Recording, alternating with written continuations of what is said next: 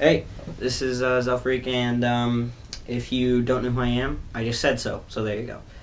I'm here today to do a speculation video on InFamous 2, a new video game for PlayStation 3, exclusive, coming out in 2011. And I wish it was out now, because I've been playing the first one way too much, and I just want it to come out already. So I'm going to hopefully get a little bit out of my system right now by doing this. So basically, InFamous 1, if you haven't played InFamous 1, turn this video off right now, turn off your computer, go to your PS3, and if you have an Xbox, forget you, and go get a PS3, because Xbox sucks. Thumbs up if you hate Xboxes. Alright, yeah, so InFamous 1, at the end of it, apparently InFamous 2, from what I've heard, the story picks up right where the first one leaves off, which is Empire City. You're roaming around, hero or villain.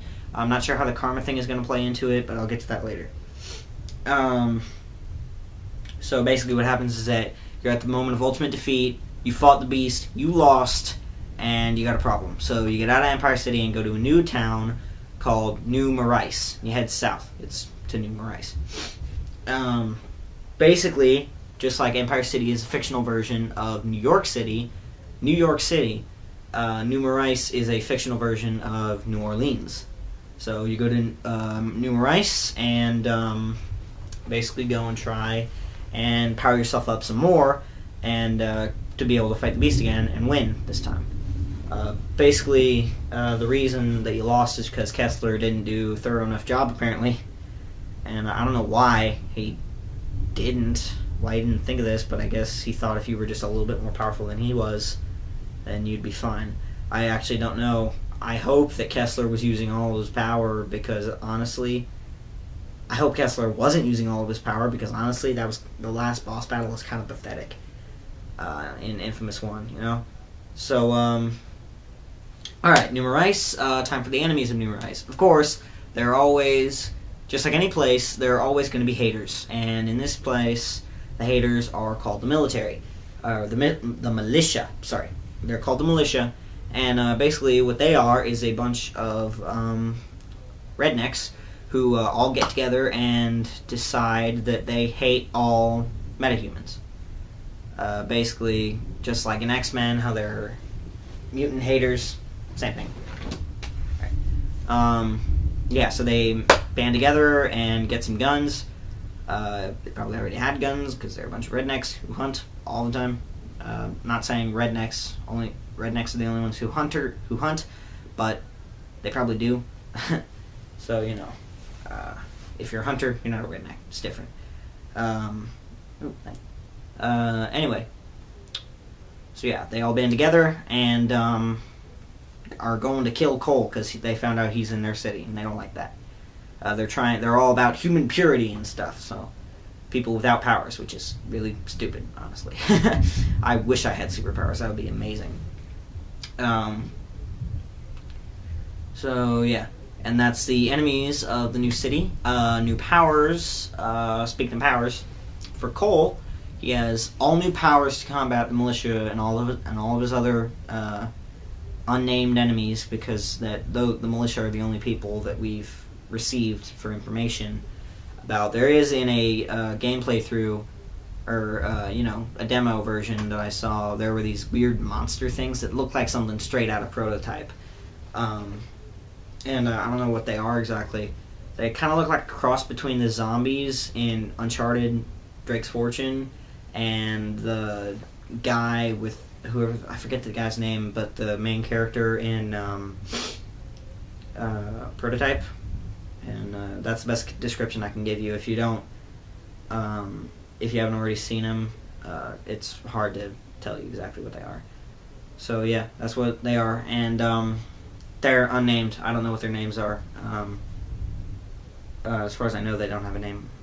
So yeah, they're probably like the Beast's henchmen or something. Yeah. Anyway, powers. Cole has all new powers to work with. He has this cool tornado move that he can do now. Ice. He's getting to play with ice now. That's kind of cool. And wind, though. So I don't know why people are focusing so much on ice, and the fact that he has wind doesn't bother anyone. I don't know, maybe they just assume it's a bunch like the electricity thing or something, but I don't know.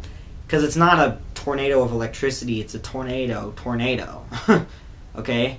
It's not a big glowing blue cyclone, it's a tornado, wind, dust flying everywhere. I've seen it. So I don't know why the wind doesn't bother anyone, and yet ice, people are getting so ticked off about ice. I'm not sure how I feel about the ice. I think it's a cool idea, but I'm not sure if it'll fit into the story and, you know, the character as much as it should. Because in the first one, obviously, you know, you die if you step in a puddle, so I don't really know how ice will play into it that much. It might just be a one power thing where you can only make so much ice or something, like a sheet of ice on the ground or something, make people slip and then shock them or something. Or like, you know, sheet of ice on the ground, zap it, and then it like electricity chains off of that or something. That'd be cool to play with, just chains. So yeah, I think it'll be fun to play with, but I'm not sure exactly how much it's gonna fit in with the character and everything. I think it might be a little bit awkward at first. Just be able to, you know, wrap your mind around that. Wind, oh my god, that is the new ultimatum move. But the other thing about the powers is that Cole has all of his powers from the last game too. All of them, from what I've seen. I'm not sure if you have to re-unlock it or something, because the demo is kind of late. It looks like it's kind of late in the story, but it might just be like the first third of it, and then I don't know. But excuse me. But you know, what was I talking about? But yeah, it looks like he has all the same powers, because in the demo I saw, he has obviously the lightning bolt. That's the base power, so you have to keep that. He used shock grenades, the megawatt hammer, the gliders, you know, the static thrusters.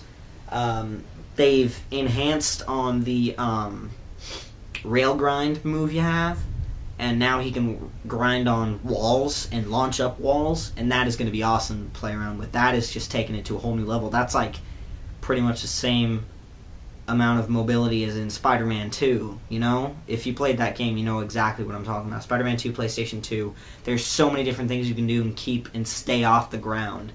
You know, web swinging, running on walls, crawling on walls, all this other stuff, you know, you can do, pole swinging and everything.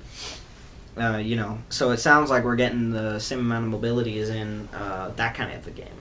So that is going to be awesome to play with.